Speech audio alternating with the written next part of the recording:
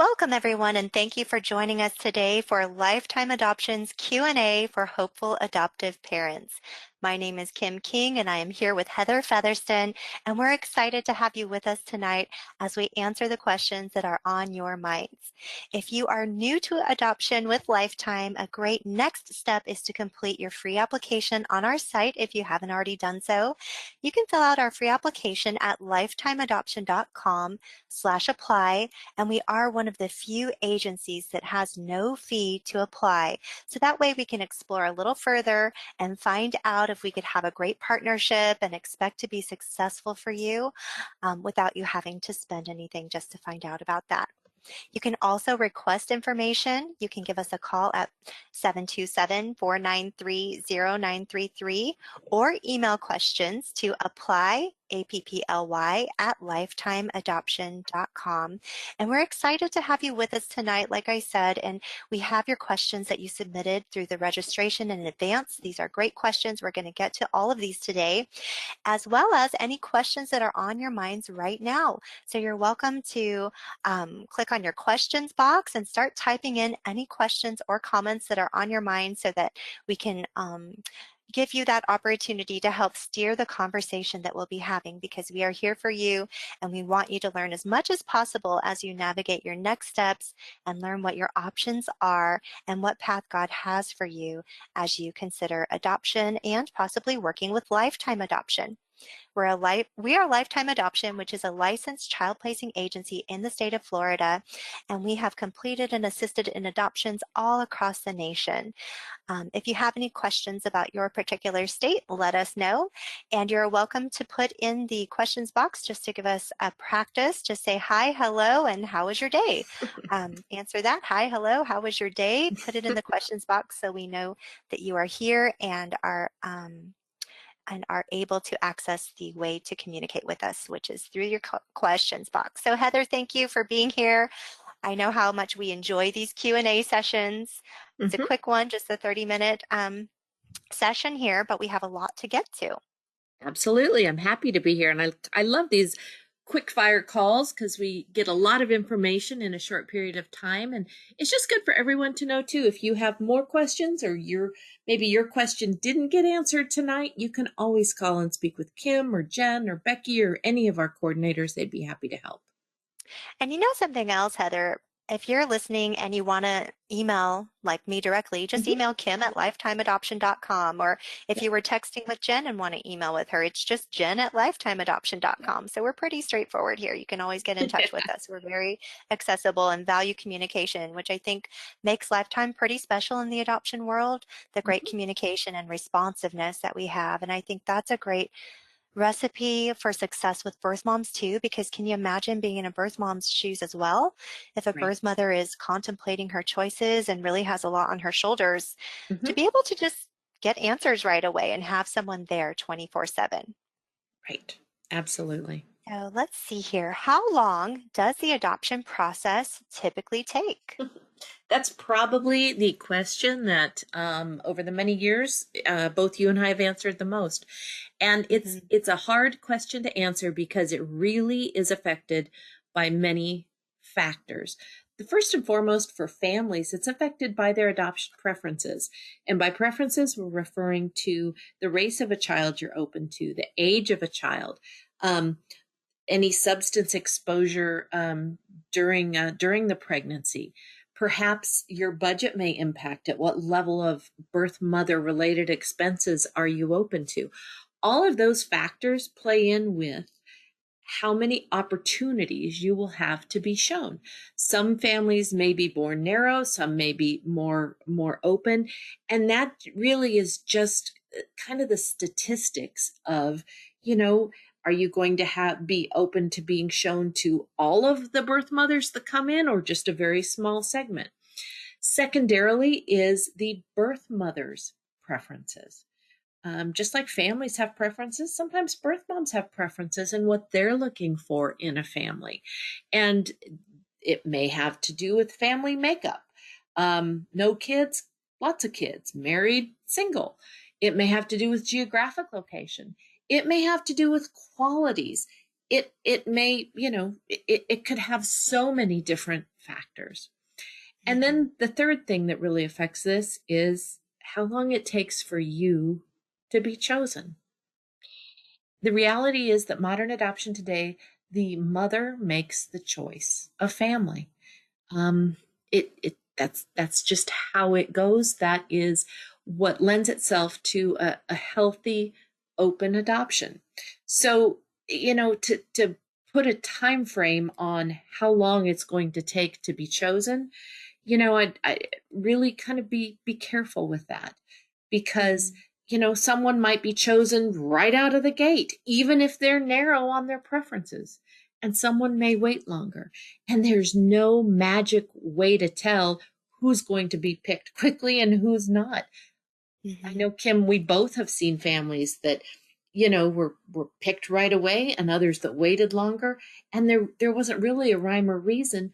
But what we often hear later from families is, oh my gosh, I know exactly why we waited. It was because God had this situation for us. And Mhm. and that's, I think, one of the neatest things I have seen. I've been at Lifetime for 21 years now. One of the neatest things I have seen is God's hand at work. And that is just an amazing place to be, because through the choices families have and birth mothers have, really it is creating um, the best choice for the child. What are some of the preferences that you hear from birth parents? Like Oh, from the birth okay. mother's side, Sure. what are some things that they look for that, they have in mind? One of the things that they hear, that they ask for, really apply to most all families that are waiting to Mhm. adopt. Someone who will Mhm. love my child as their own. Someone who is stable, who can financially provide for my child. Those are the most common. And like I say, those apply to most every family adopting. If they don't, they should. Beyond that, sometimes it's very specific. Like, I want a family who is vegetarian because I'm vegetarian and that's important to me. Do we hear that a Mhm. lot? No, that's pretty uncommon, No. but we have Mhm. heard it. Um, we have heard from someone who perhaps naturally is talented, such as musically, and she wants her child adopted by a family who that is part of their family, is music and talent in that way. um Again, that's a more rare request. Often it is, like I mentioned before, family makeup. Do they have kids? Do they not have kids? Sometimes they request for a stay-at-home parent. Sometimes there are requests for geographical location. I want someone in my state. I want someone not in my state. Right. It really and then, in addition to those preferences, when a mom chooses a family or chooses to talk to a few families, we always like to ask, what drew you to that family? Mhm. And more often than not, the answer we get is, I don't know. I felt like I knew them. I felt a connection. Even before she's spoken to them, I just felt like there was something. They reminded me of someone. Now, Mhm. most moms, when they pick families, we encourage them to pick a top three, and really to talk to one, and then if they want to talk to another and another, they are free to do so.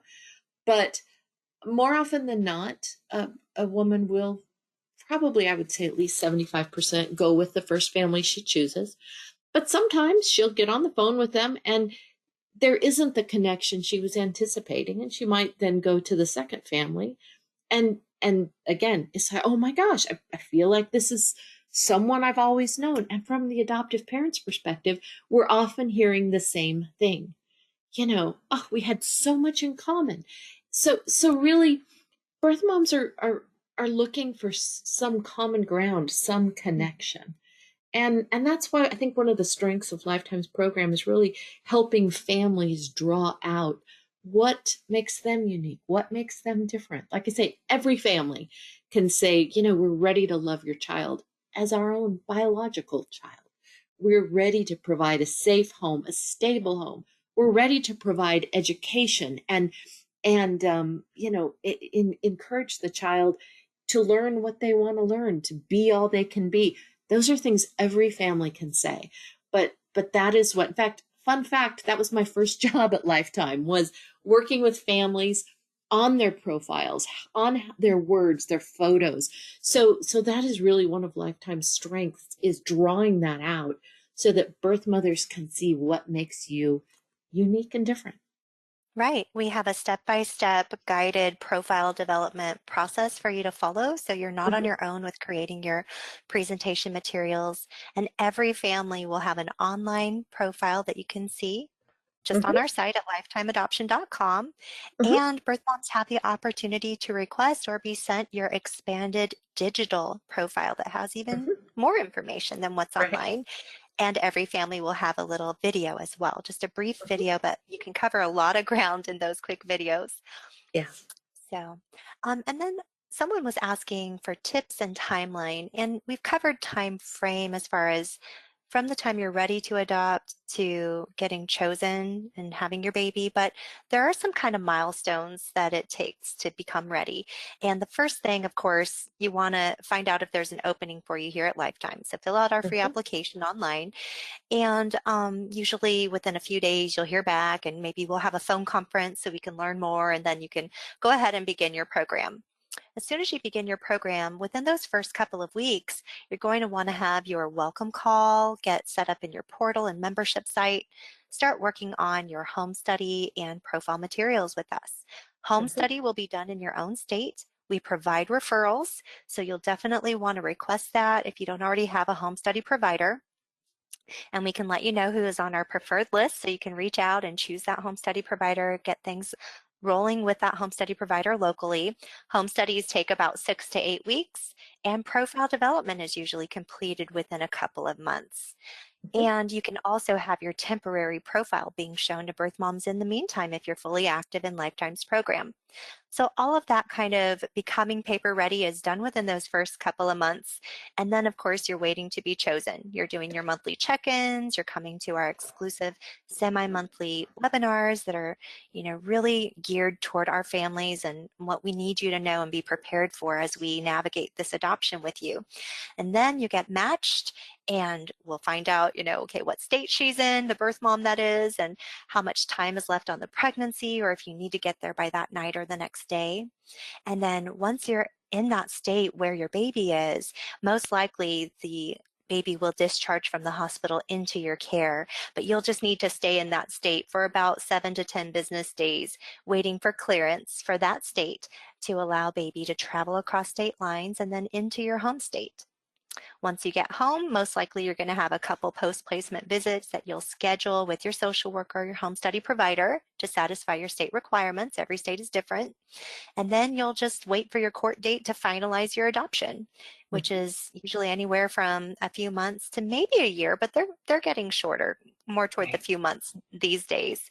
Mhm, Um, Birth moms will have anywhere from 0 to 30 days to change her mind, or might be 6 weeks, depends on her state law.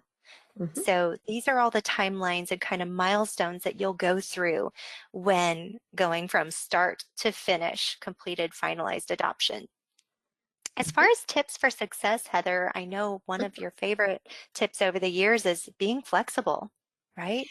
Definitely. And that is one of the things that can be a challenge, because when families, especially families when they're moving from trying to biologically have a baby to adoption, it- there's there's a realization that these are two different paths to becoming a parent, but they're very, very different.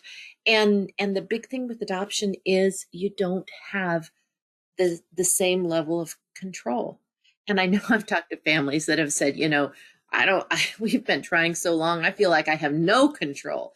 But it's a little different with adoption because, um, first off, you don't have control of when you'll be picked, but you do have control of, you know, putting your best foot forward in your presentation materials, in what a birth mother is looking at about you. So Hmm. it's a different kind of control. You don't have control over if your the birth mother that's chosen you is using drugs, if she's going to the doctor, if she's, eating junk food versus, fruits and vegetables during her pregnancy. And the other thing is time frames when you're chosen and when your baby's born. You know, with adoption, pregnancy is like every other pregnancy. It's not on our timelines. A baby's going to come when a baby's going to come. And so Mm-hmm. flexibility throughout the process and really leaning into the understanding that there's things I can control and there's things I can't control, and that's okay. But it's just a different journey than pursuit of a biological pregnancy. It's amazing. It's difficult. It's characteristic, again, of very similar feelings at times, but the journey to get there is just different, and definitely flexibility in, you know, I think one of the easiest things is expectations of perhaps a hospital experience. At Lifetime, most of our adoptions, the family is at the hospital when the baby's born or soon after. But there may be a time that the mom's water breaks at 37 weeks instead of 40, and you had all your plans lined up of when you were going to travel. Well, guess what? That baby's coming in the next 24 hours. So you have to be flexible, jump and go. Mm-hmm. And so that is, I think, probably my biggest tip for anyone considering or pursuing adoption is to be flexible. Right. Because it really is, it's really, it makes it easier. And from a spiritual standpoint, it's kind of like, okay, of course, you're surrendering your future and your dreams and your desires into God's hands. And we have faith that He has this plan. So it's important to just be aware, like Heather is saying, not to get caught up in the details. And the way I look at this from a spiritual point of view is, does it matter so much how it happens when God is making it happen? Right. Right. So, and then can a single adoptive mom adopt a child? We have a single adoptive mom here, or she had pre-registered and asked this question. And we've been very successful with single adoptive moms over the years. We only accept a small number at a time. And so you are welcome to apply, and we've had great success. Absolutely. Let's see. Home study questions and navigating the process in general. We've kind of gone over the milestones, the high points of like, you need to do A, B, C, right? Mhm. But as far as what's involved in the home study, we have some really great blogs written up on the home study process itself. If you go to our website, lifetimeadoption.com, you'll go to the adoptive families section of our site and you'll want to read the Mhm. blog. You can put in, to look up anything related to home study and really get a ton of information about this. But Yes. essentially, it's background checks, making sure you meet your state requirements, that you have medical insurance for the child, you have a place to live that has a room space for the child, that everything Mhm. is up to code in your state or county. Mhm. Um, the background checks want to make sure that there is nothing that would endanger a child, such as a child-related crime or felony, Mhm. those kinds of things. One Yeah. thing I'll throw in here, Kim, that's a really good tip is, Mhm. if you are living, if anyone is living with you, say a parent, a Mhm. sibling, they have to be part of the home study. Right. They don't have to have the same approval that you have, but they will have to, if they're going to be in your home, they will have to have background checks. And it's just good to know that beforehand rather than, later. So just keep in mind, if you live in a condo, it's not the people in the next door condo, even though it's one building, it's not like that. It's Yeah. people who live in your home. If you rent the basement out, if there's separate entrances, I don't know if you rent the basement out. That's a good question that we can help you find the answer to. But if someone is living with you in your space, definitely they're going to have to be Yeah, part of like it. if one of your moms lives with Yeah. you, Yeah, she's that's what a we little see older, pretty recently commonly. retired, your dad passed away, so she's come to stay Yeah. with you and she's going to help with the baby. then she's going to be going through her background checks as well. Yes, Yeah. exactly. And one rule of thumb, Heather, that I know we have all our families follow because we are nationwide and you can get chosen by a birth mom in any state, and every state has a different requirement. Because of this, and to prevent delays and prevent missed opportunities, we ask all of our families to have background checks and physicals under a year old at all Yes. times while you're with us. Yeah. So if her state suddenly pops up needing backgrounds and physicals under a year old, then you're not missing that opportunity because maybe your state isn't so picky about it. So you want to have that. I think that's a good tip for any family, no matter what agency you're working with, no matter if your agency requires that or not. If you think there's that possibility, a birth mom could come from another state, it's a good thing to have backgrounds and Mhm. physicals under a year old. Right. But don't run out and get those now. Those will be No, part of no, the part of home your study home study. process. Yes. And you don't want to get those prematurely because You know they what? have to be done in a certain way. I'm glad you said that, Heather. So, as I shared earlier, you'll want to, get your program started with Lifetime, do your welcome call, request your referral for home study provider, and then let your home study provider take the lead on what you should do next. Does she Mhm, want you to fill out a bunch of paperwork first, schedule a home visit with her, mhm. and then run down to a certain location to get your background check started? And she may have a specific form that she needs from Right. your doctor. So he or she, the home study provider, will guide you through that. So you're not going to be Mhm, on your own with this. mhm. All right. Let's see. Why do most private agencies want you to be married for 2 years and 25 years old? So, Heather, we get a lot of inquiries from younger women that Yes. have adoptions on their, adoption, Mhm, 19 years mhm. old, 21 years old, and, or unmarried couples, engaged. Right. And so, why is Right. this? Well, there's a lot of questions you just asked there. I I would say know. first off, every state is different in regards to their requirements. Some have an age requirement, some have a marital length if you are married.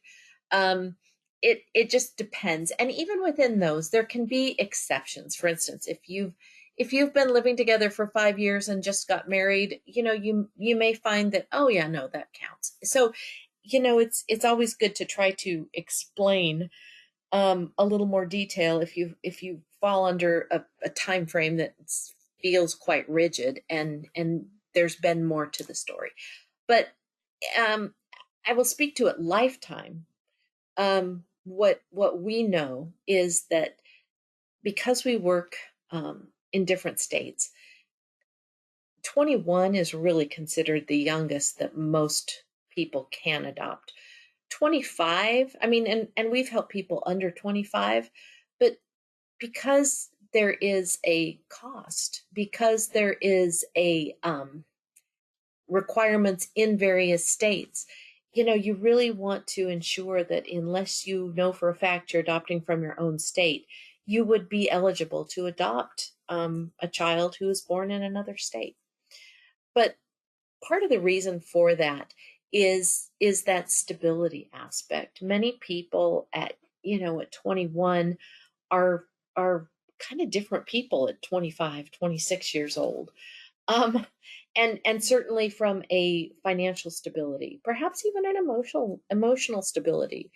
um we want to help you be set up for the greatest chance of success.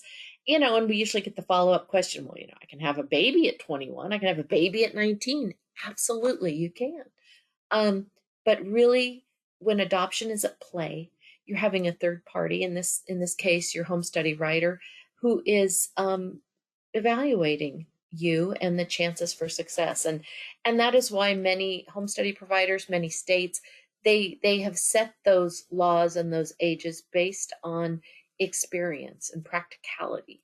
And it really, you know having worked with people of all ages, I can say there are people who are awesome at any age, and there are people who struggle at any age. Age is certainly no guarantee that anyone's going to be a better parent, or that anyone's going to be more stable, Mhm, or any more financially secure. It's mhm. just that when you have the state involved and they can set rules, Sometimes they do.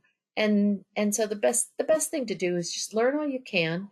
If you have questions, if you feel like, the restrictions may count you out, talk to your coordinator at Lifetime. She can make some phone calls to some of our attorneys and home study writers and find out a little more, find out, how strictly, or maybe it's just one organization that goes by those rules, not all. Right. And here at Lifetime, we are looking for established single adoptive moms or Mhm, established married couples. mhm. Birth moms tend to shy away from unmarried couples, so that's pretty important to be aware Oh, of. If you're yes, that's engaged, one just more get married one first. one more important thing with that too. Yeah, Most states don't allow unmarried people to adopt a child at the same time.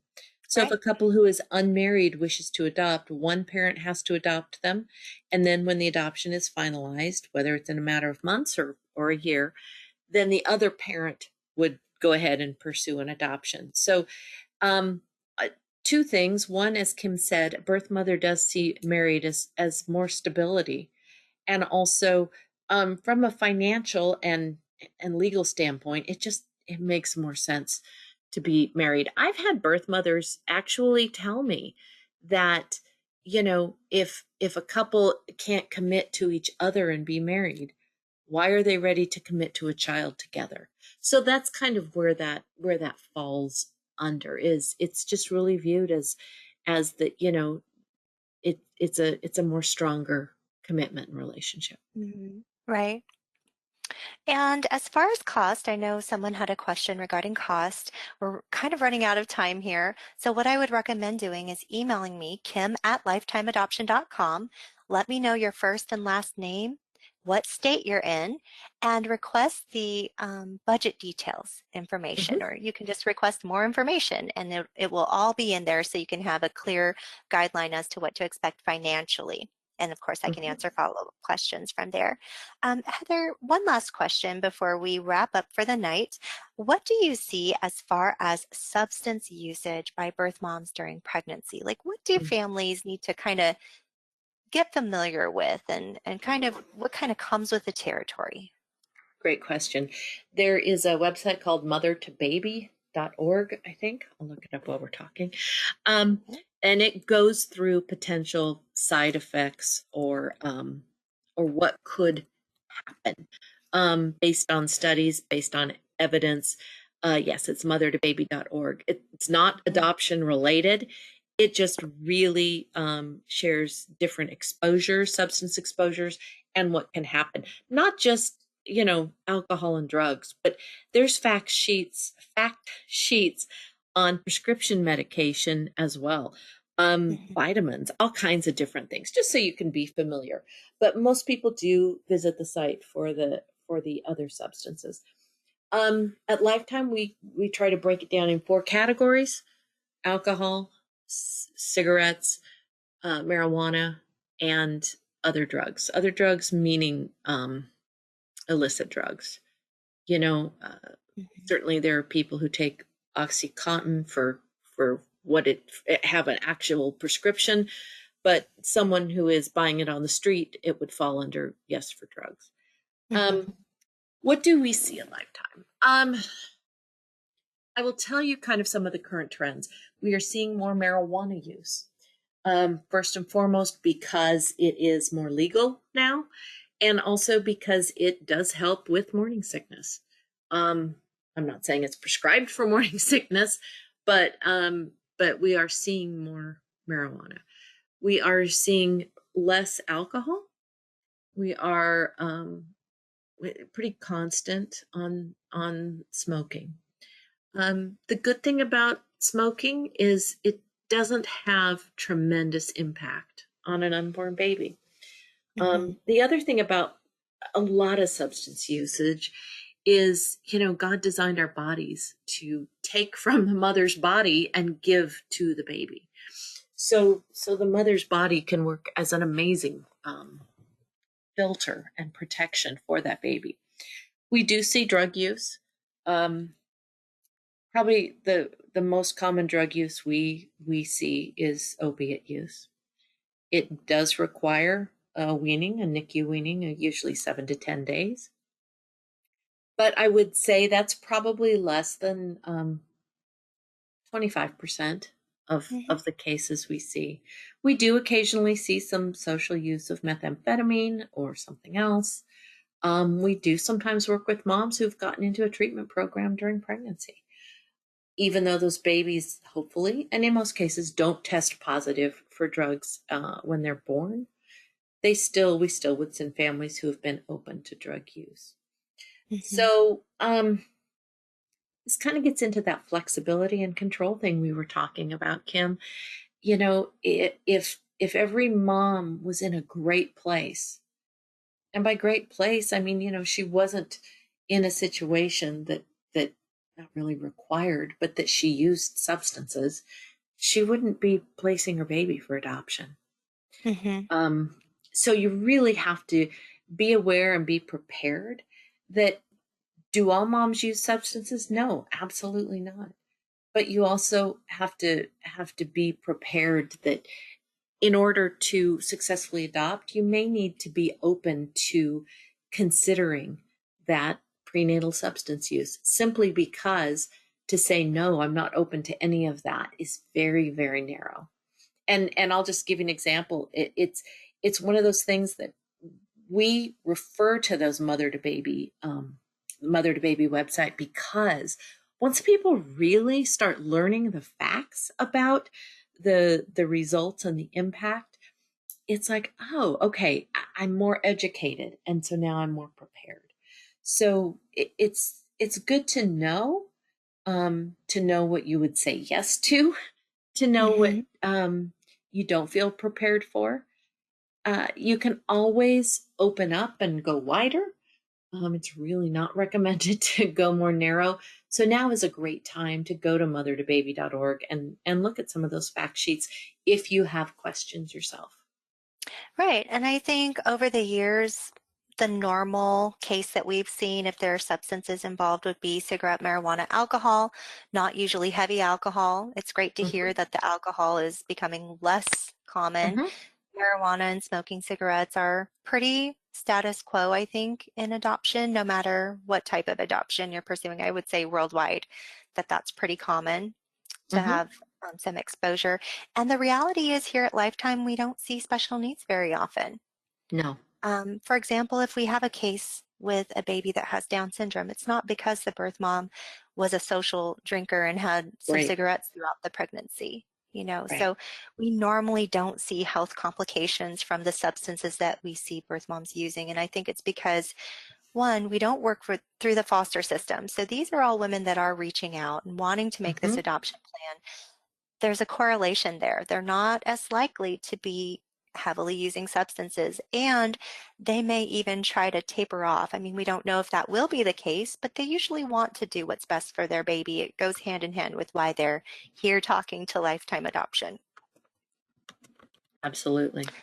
So, well, Heather, thank you so much for sharing more insight and answering these questions in such a detailed and caring way. And we're excited that we were able to cover all these questions for you. If any questions went unanswered, please don't stay in that condition. Give us a Right. call or email us. And my email is kim@lifetimeadoption.com. If you have not filled out your application, that is a great next step no matter where you are in the process of considering adoption.